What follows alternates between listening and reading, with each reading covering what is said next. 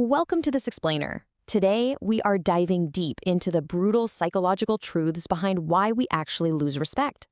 Most of us go through life wondering how we're perceived, right? But we rarely stop to look at the subtle, everyday behaviors that act like silent killers to our own authority. So, we're going to break down exactly what these are, why they happen, and, most importantly, how to fix them. Let's get into it.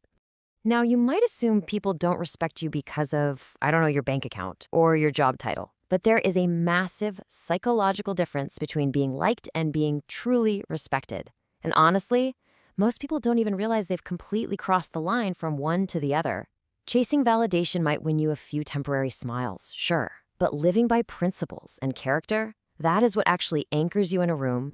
Okay, so here's our roadmap. We'll start with the hook and the hard truth.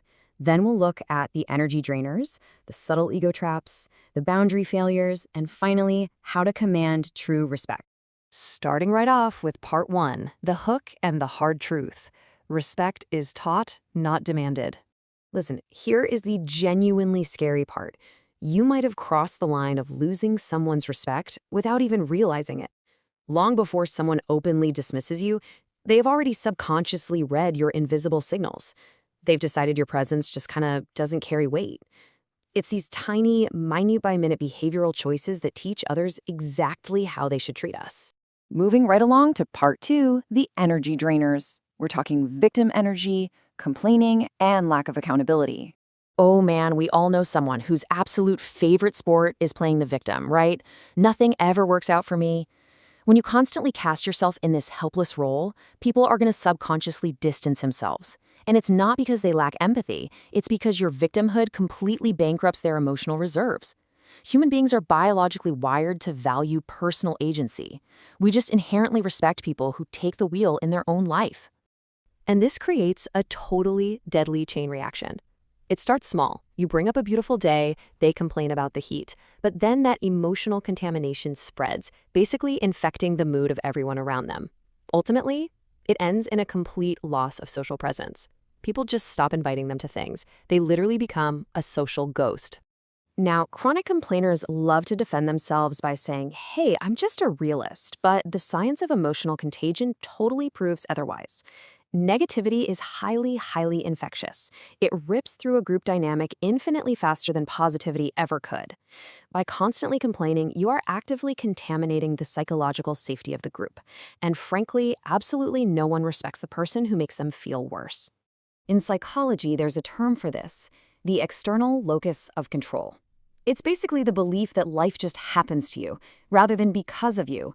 It's the person who constantly shifts the blame to their boss, their friends, or their parents. But here's the thing. Your friends cannot fix your choices. Constantly rewriting your story to escape responsibility is an absolute guaranteed respect killer. Accountability is quiet power. All right, on to part 3, the subtle ego traps.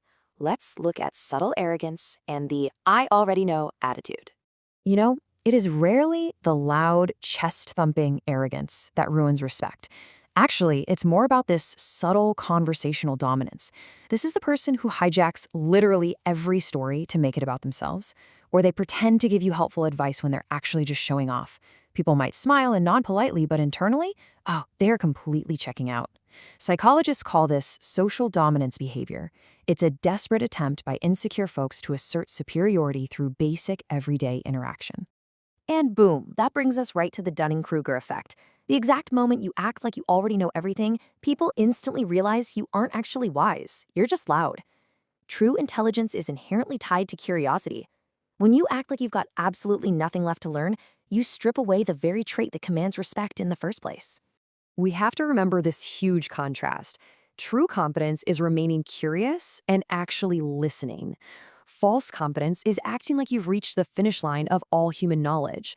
True respect does not come from speaking more. It comes from knowing exactly when to shut up. Listening is an active, incredibly powerful stance, whereas dominating a conversation is just weak. Let's jump to part 4, the boundary failures. This covers people-pleasing and invisible effort. So, ask yourself, do you always apologize? Are you always saying yes? Ironically, by trying so incredibly hard to be liked, you're teaching everyone around you that your boundaries are completely negotiable.